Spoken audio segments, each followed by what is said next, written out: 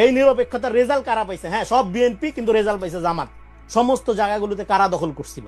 ইউনিভার্সিটিগুলোতে কারা দখল করছিল? বিভিন্ন প্রতিষ্ঠানগুলোতে বিভিন্ন প্রতিষ্ঠানগুলোতে কারা দখল করছিল? 31টা ডিসি বিএনপি।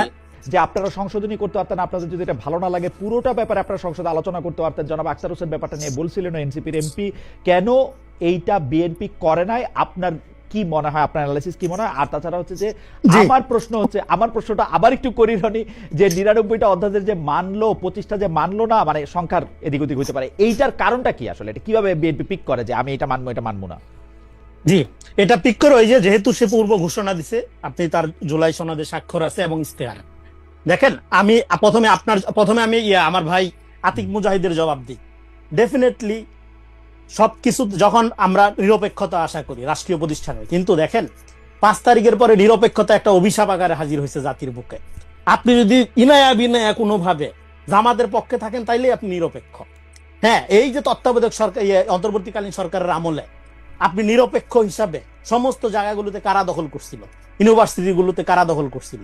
বিভিন্ন প্রতিষ্ঠানগুলোতে বিভিন্ন প্রতিষ্ঠানগুলোতে কারা দখল করছিল? 31টা ডিসি বিএনপি। এই যে নিরপেক্ষতা, এই নিরপেক্ষতার রেজাল্ট কারা পাইছে? হ্যাঁ, সব বিএনপি, কিন্তু রেজাল্ট পাইছে জামাত। বিএনপির লোকগুলো সব ফলাফল সুবিধা জামাতকে দিছে, তাই না?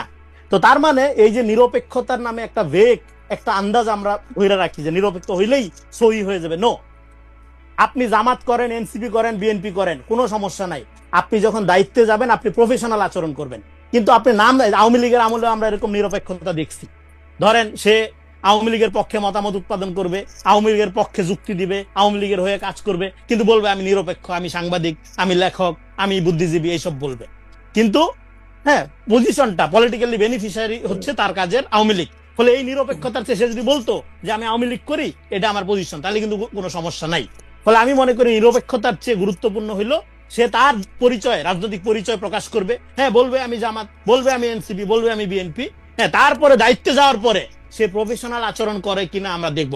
আমরা আর নিরপেক্ষ মুনাফিকি দেখতে চাই না। নিরপেক্ষতার চেয়ে দলীয় ভাবে রাষ্ট্রীয় দায়িত্ব নিয়ে কিন্তু আমরা অ্যাকাউন্টেবল হলো কিনা, জবাবদিহি হলো কিনা, সেটা গুরুত্বপূর্ণ। কারণ নিরপেক্ষতার মধ্যে দিয়ে আমরা যেটা অর্জন করতে চাইছিলাম 111ও হয় নাই, এই অন্তর্বর্তীকালীন সরকারও কাঙ্ক্ষিত উন্নয়ন, অগ্রগতি এগুলো হয় নাই। ফলে দলীয় হওয়াটা সমস্যা না, সমস্যা হলো অ্যাকাউন্টেবল হচ্ছে কিনা, জবাবদিহিতার আওতায় আছে। এটা একটু বুঝতে যাই, কোনো ওজন নাই। আমি আপনারটা রেসপন্স করি এবার। এই পার্টটা একটু বুঝি, যে আপনি বলছেন যে ইনায়ে বিনায়ে জামায়াতের পক্ষে থাকা হচ্ছে নিরপেক্ষতা। সেই হিসাবে কি গত সরকার কি জামায়াতের পক্ষে ছিল? এটা কে না জানে? গত সরকারের বড় অংশ, সরকার পুরাটা জামাতের ছিল, এটা বললে মিথ্যা বলা হবে। কিন্তু সরকারের ক্ষমতার ভর কেন্দ্র জামাত দ্বারা নিয়ন্ত্রিত। সরকারের ভিতরে একাধিক সরকার ছিল। ডিপ স্টেটের কথা তো তারাই বারবার বলছে, এটা আমার বলতে হবে?